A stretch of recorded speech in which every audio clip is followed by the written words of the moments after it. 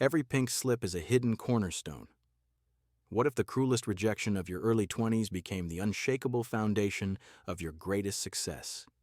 Picture a 24-year-old clutching a cardboard box of office supplies, tears blurring the exit sign. Now picture that same soul a decade later, standing atop an empire built from the rubble of that single dismissal. Tonight, we follow the defiant ascent of a woman named Riley Quinn, who learned that getting fired at 23 was the best promotion she never applied for. Riley graduated into a recession, top of her marketing class, glowing internships, a LinkedIn profile polished to perfection. Her first job was at a boutique ad agency in the city. Glass walls, cold brew on tap, dreams served daily. She pitched bold campaigns, stayed late, memorized every client's birthday. 6 months in, the agency lost its flagship account. The CEO called in all hands. "Streamlining," he said.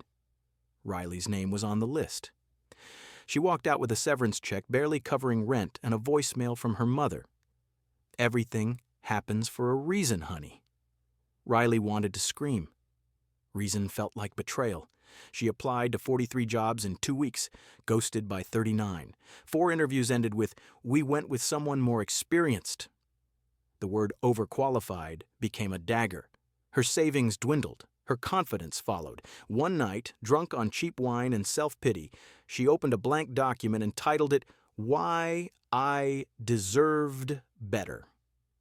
She wrote until dawn, every mistake she never made, every extra hour she gifted, every idea stolen without credit. Then she stopped. The cursor blinked like judgment. Riley deleted the file, opened a new one, typed a single question: "What did I learn?" The answer came in fragments. She learned that passion without boundaries becomes exploitation. She learned that team player can mean doormat in the wrong room. She learned that her best ideas scared people who feared change. Most of all, she learned that failure is data, raw, brutal, priceless. Riley took a survival job bartending. Nights smelled of citrus and regret, but the tips paid rent and the hours left mornings free. She enrolled in a free online course on data analytics, something the agency never valued.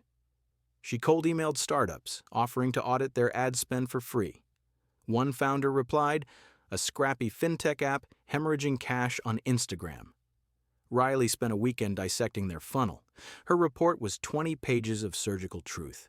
The founder hired her on the spot, not as an employee, but as a contractor. Double her old salary, no office, no politics, just results. The fintech grew. Riley's analyses became gospel. She hired 2 freelancers to keep up, then 5. Her bartending shifts shrank to weekends, then none. By 25, she ran a micro-agency from her kitchen table. Clients included 3 unicorns in waiting. She still remembered the glass walls of her old job. Now her walls were covered in whiteboards, metrics, not trophies. One afternoon, a venture capitalist cold-called. "Your retention curves are witchcraft," he said. He offered seed funding to turn her consultancy into a platform. Riley hesitated. The last time someone promised growth, she lost everything. She asked for 72 hours. She called the only mentor she trusted, her former bar manager, a woman who'd built 3 restaurants after bankruptcy. "Ask yourself," the mentor said, "is this fear of success or memory of failure?" Riley hung up and stared at the severance check, now framed above her desk like a battle scar. She signed the term sheet. The platform launched quietly. Within a year, it served 200 startups. Riley hired her first employee, a 19-year-old dropout who'd been fired from retail for insubordination. Riley saw herself in the kid's defiance. She taught him funnels the way she'd learned resilience, one brutal truth at a time. At 27, Riley was invited to speak at her alma mater. The auditorium smelled of ambition and nervous sweat. She opened with the cardboard box. "I was fired at 23, she said. The room gasped, then leaned in. She told them about the 43 rejections, the wine-soaked manifesto, the bar shifts that paid for code courses.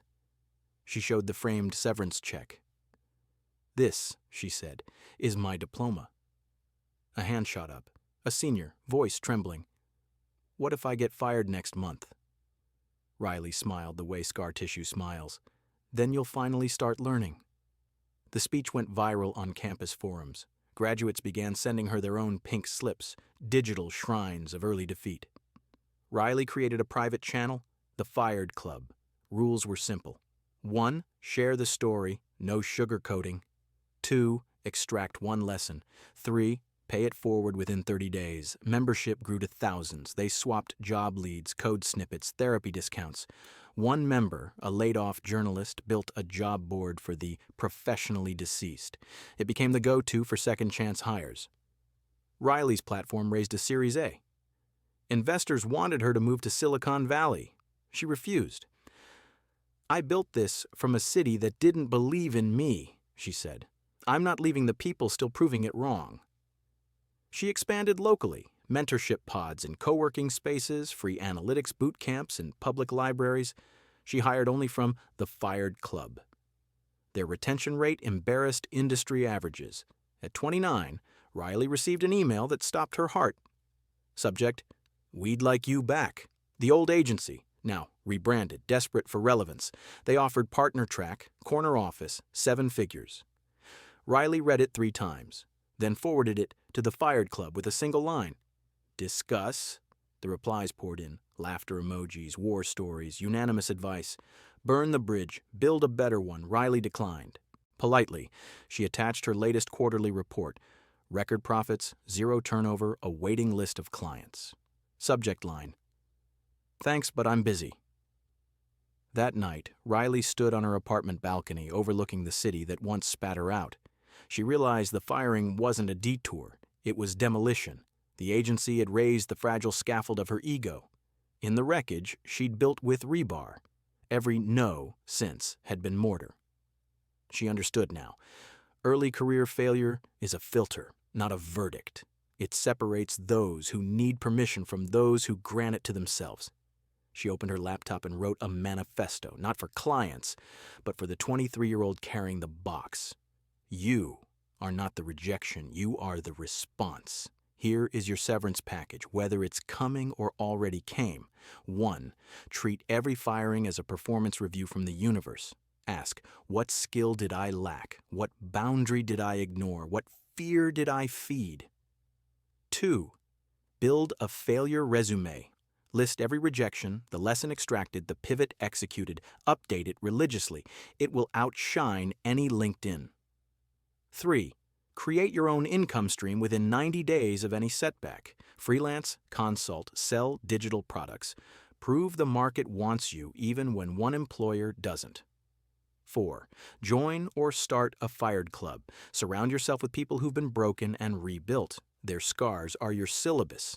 5. Frame the evidence, literally. Keep the email, the box, the final paycheck. Let it remind you that survival is the first credential. The greatest careers are not linear, they are archaeological. Each layer of failure reveals a stronger foundation beneath. Your first firing is not the end of the story. It is the prologue written in invisible ink, visible only to those who dare to keep reading. Riley Quinn now runs a 9-figure company from the same city that once closed its doors. Her corner office has no corners, just windows facing the street, where she once cried into a cardboard box. Every new hire receives a blank frame on day 1. "Fill it with your first failure," she says. "Wear it like armor." The question is no longer, what if I get fired? The question is, when I do, what will I build?